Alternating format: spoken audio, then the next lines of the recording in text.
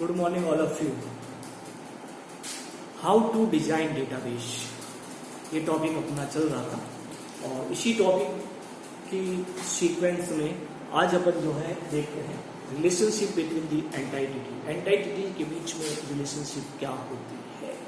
किसी भी डेटाबेस को डिजाइन करते समय ऑब्जेक्ट का आइडेंटिफिकेशन, उसके बिहेवियर का आइडेंटिफिकेशन, उसकी एंटाइटी का आइडेंटिफिकेशन और उस एंटाइटी में कौन कौन से एट्रीब्यूट्स होते हैं और किस टाइप का एट्रीब्यूट्स होगा, उसको डिफाइन करने के बाद नेक्स्ट स्टेप्स में अपन जो है किसी भी डेटाबेस में जो एंटाइटी होगी, नंबर ऑफ एंटाइटीज होगी, उन नंबर ऑफ एंटाइटीज के बीच में रिलेशनशिप को कैसे डिफाइन किया जाएगा।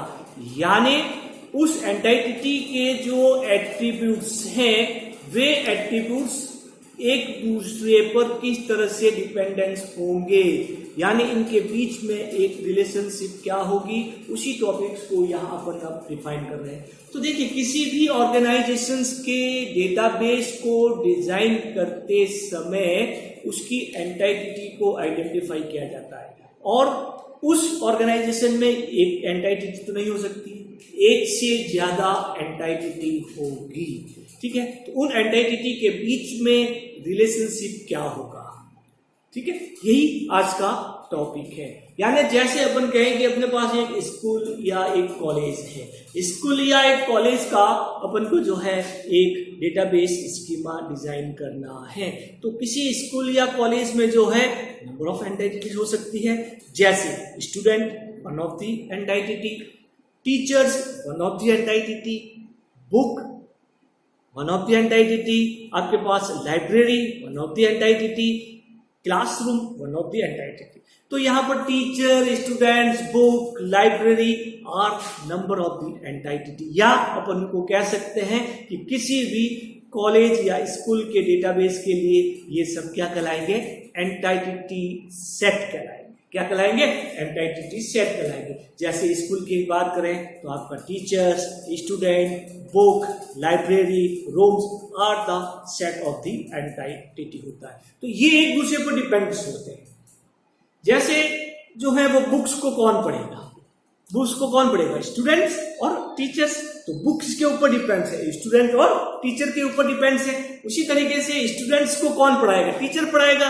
तो teachers depends on the students या student depends on the teachers. ठीक है, स्टूडेंट्स कहां पर क्लास होगी उसकी, तो दैट इज द क्लासरूम। तो क्लासरूम और स्टूडेंट के बीच में भी एक डिपेंडेंसी होगी, रिलेशनशिप होगी। तो यही कॉन्सेप्ट जो है यहाँ जब हम पढ़ते हैं, तो define the dependency of the attributes of the entity to each other. किसी भी एट्रीब्यूट, किसी भी एंटाइटी में जो एट्रीब्यूट्स होते हैं, उन एट्रीब्यूट्स की जो डिपेंडेंसी होती है वही रिलेशनशिप के रूप में डिफाइन की जाती है। जैसे ठीक है कि टीचर एक एंटाइटी है, टीच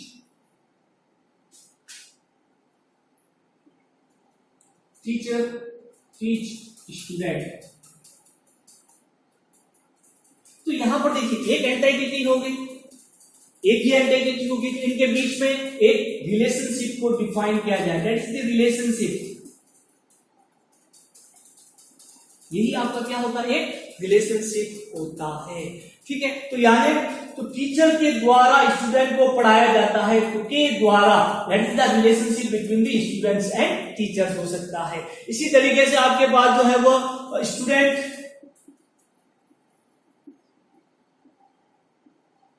एडमिट इन कॉलेज, तो कॉलेज आपकी एक एंटाइटी होगी, स्टूडेंट आपकी एक एंटाइटी होगी, और ये क्या हो गया, उसका एक रिलेशनशिप हो गया, तो स्टूडेंट एडमिट इन ए कॉलेज। तो that is the define the relationship between the entity, this is the relationship of the entity. तो यही तो होता है आपका एंटाइटी का क्या होता है, रिलेशनशिप होता है। यही होता है आपका एंटाइटी का रिलेशनशिप होता है। तो इस रिलेशनशिप की डिपेंडेंसी के अकॉर्डिंग उसको क्लासिफिकेशन किया गया है कि एक रिलेशनशिप, एक एंटाइटी दूसरे एंटाइटी पर 1 to 1 डिपेंडेंस है, या 1 to many है, या many to many डिपेंडेंसी है।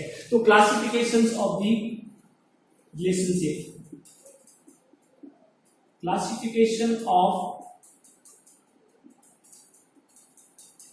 रिलेशनशिप, क्लासिफिकेशन ऑफ रिलेशनशिप, ठीक है। क्लासिफिकेशन ऑफ रिलेशनशिप, वह क्लासिफिकेशन होता है फर्स्ट, ये होता है 1-to-1 क्लासिफिकेशन, कि यानी कोई भी अगर आपके पास एंटाइटी का एक एट्रीब्यूट जिसकी वैल्यू है x, y, z और एक एंटाइटी जिसकी वैल्यू है 1, 2, 3, तो यानी एंटाइटी का एक एट्रीब्यूट की वैल्यू किसी दूसरे एट्रीब्यूट के एक सिंगल वैल्यू से डिपेंडेंस होती है, यानी x का डिपेंडेंसी या रिलेशनशिप 1 से है, y का रिलेशनशिप 3 से है, z का रिलेशनशिप 2 से है। तो ये क्या हो गया आपके पास 1-to-1 रिलेशनशिप हो गया। फॉर एग्जाम्पल जैसे हस्बैंड वाइफ का एक रिलेशनशिप कैसा होगा 1-to-1 होगा, हस्बैंड वाइफ का एक रिलेशनशिप कैसा होगा 1-to-1 रिलेशनशिप होगा, यानी एक एंटाइटी की वैल्यू दूसरे एंटाइटी के किसी सिंगल वैल्यू से ही डिपेंडेंस होती है या डिफाइन की जाती है, तो वो कैसा होगा आपके पास 1-to-1 रिलेशनशिप कहलाएगा। इसी अपन क्या कहते हैं 1-to-1 रिलेशनशिप कहता है। सेकेंड जो रिलेशनशिप होता है वो होता है आपके पास 1-to-many, 1-to-many यानी 1-to-many, यानी किसी एक एंटाइटी के एट्रीब्यूट्स की वैल्यू सिंगल वैल्यू किसी दूसरी एंटाइटी के मल्टीपल वैल्यू पर डिपेंड होती है। सिंगल वैल्यू जो होती है दूसरी एंटाइटी के मल्टीपल वैल्यू से डिपेंड होती है। जैसे मान लीजिए कि आपके पास x, y, z एट्रीब्यूट्स की वैल्यू है, ये 1, 2, 3 है, तो 1 x to depend 1, x also depend 2, ठीक है, और y depends 3 and y also depends 1। तो यानी x किसके ऊपर डिपेंडेंस, x की रिलेशनशिप 1 और 2 से भी है, y की रिलेशनशिप 1 और 3 से भी है। तो यह आपके पास कैसी रिलेशनशिप होगी 1-to-many रिलेशनशिप होगी। जैसे अपन कहें कि आपके पास जो है वो फादर का चिल्ड्रन के साथ रिलेशनशिप, किसी भी फादर के अगर एक से ज्यादा चिल्ड्रन है तो वह कैसा हुआ 1-to-many रिलेशनशिप हुआ। 1-to-many, एक फादर के 2 और मोर देन 2 चिल्ड्रंस हैं तो एक रिलेशनशिप हुआ आपका कैसा कहलाएगा 1-to-many रिलेशनशिप कहलाएगा। थर्ड जो आपके पास है वो है, थर्ड जो रिलेशनशिप है वो है आपके पास many-to-many। थर्ड जो आपका रिलेशनशिप कैसा है आपके पास many-to-many, यानी किसी एक एट्रीब्यूट्स के एट्रीब्यूट्स किसी दूसरे एट्रीब्यूट्स के एक से ज्यादा रिलेशन आपस में, जैसे x जो है वो 1 से भी है, x आपका 2 से भी है और x आपका 3 से भी है। तो इसी तरीके से 1 आपका y से भी है और 1 आपका z से भी है। आई बात समझ आपको, तो y आपका 3 से भी है। तो ये कैसा हुआ एक रिलेशनशिप, यहाँ पर भी मैनी और यहाँ पर भी आपके पास मैनी, तो ये क्या हुआ आपके पास many-to-many रिलेशनशिप हो गया। जैसे ब्रदर सिस्टर का रिलेशनशिप, भाई और बहनों का आपस में रिलेशन, एक बहन के बहुत सारे भाई है और एक भाई के बहुत सारी बहनें हैं, तो दैट द कॉन्सेप्ट। तो many-to-many रिलेशनशिप यहाँ पर डिफाइन किया जाता है। तो किसी भी डेटाबेस को डिजाइन करते समय यह आइडेंटिफिकेशन करना बहुत जरूरी है कि कौन सा एट्रीब्यूट सिंगल यानी 1-to-1 रिलेशनशिप को डिफाइन करेगा, कौन सा एट्रीब्यूट 1-to-many रिलेशनशिप को डिफाइन करेगा और कौन सा एट्रीब्यूट many-to-many रिलेशनशिप को डिफाइन करेगा।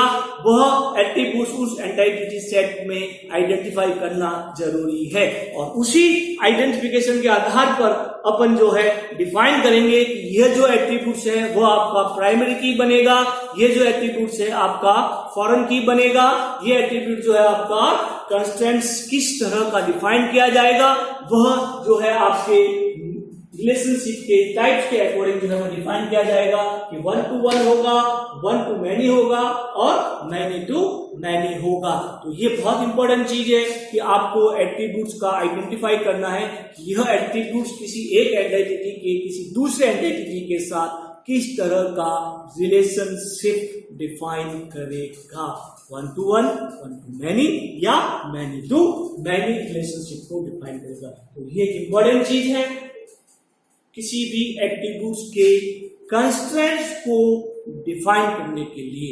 यदि आपके पास कोई भी एट्रीब्यूट्स 1 to 1 है तो वह एट्रीब्यूट का कंस्ट्रेंट कैसा डिफाइन करेंगे अपन, प्राइमरी की हो सकता है, यूनिक की हो सकता है। और अगर कोई एट्रीब्यूट्स का डिफाइन जो है वो 1 to many का डिफाइन कर रखा है, 1 to many का डिफाइन कर सकता है, तो 1 के लिए प्राइमरी की हो जाएगा और many के लिए अपन जनरली जो है वो फॉरेन की को डिफाइन करते हैं। और यही प्राइमरी और फॉरेन की जो है उस रिलेशनशिप के आधार पर एक पूरे डेटाबेस के स्कीमा को डिफाइन करते हैं। यानी एक एंटिटी दूसरे एंटिटी पर किस तरह से डिपेंड्स है, वही कॉन्सेप्ट जो है वो रिलेशनशिप बिटवीन द एंटिटी के द्वारा डिफाइन किया जाता है। Thank you.